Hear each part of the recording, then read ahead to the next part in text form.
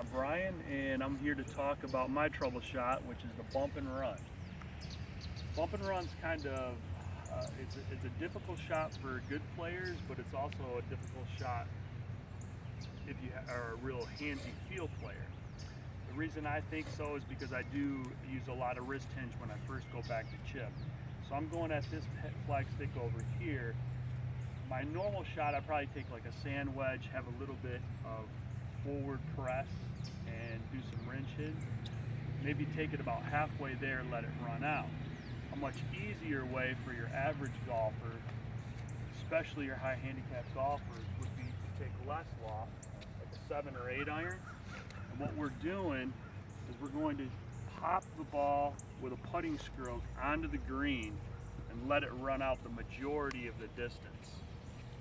The reason like I said, I don't like this shot because I don't feel like I personally have as much control as if I do with a sand wedge, but that doesn't mean that's necessarily right or wrong.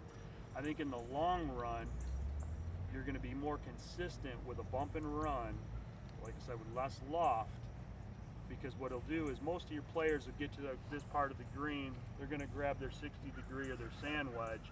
They're going to end up either hitting it fat, only hitting it maybe 10, 15 feet, or they're going to blade it, it's going to go well past the hole.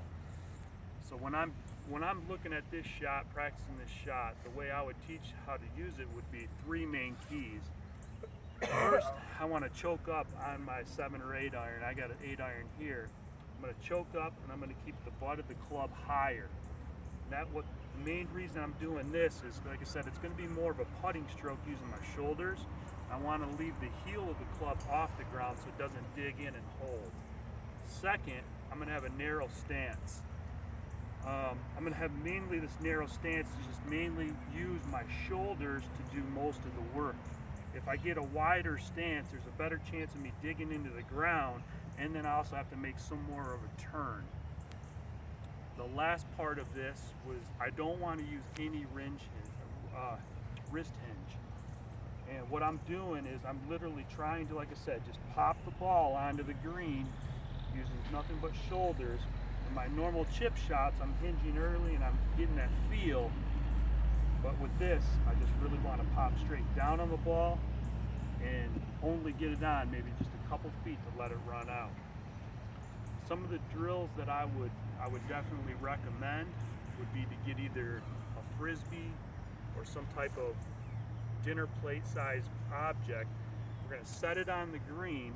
You could even use a tee, but that dinner plate visual I like because I'm just aiming to an area, trying to pop it on that area, and then you're going to see with your different clubs how much it rolls out. So if I use a 7 iron now, pops out, rolls out, then I know that my 9 iron won't go as far if I'm hitting the same spot.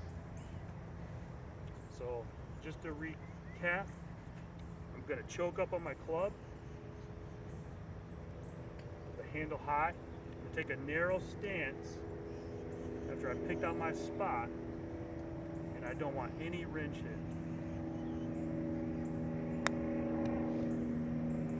Give it to him. And I think overall consistency, this is more of a better choice for most players because your bad shots will be better than if your bad shots are hit fat or hit long. Any questions?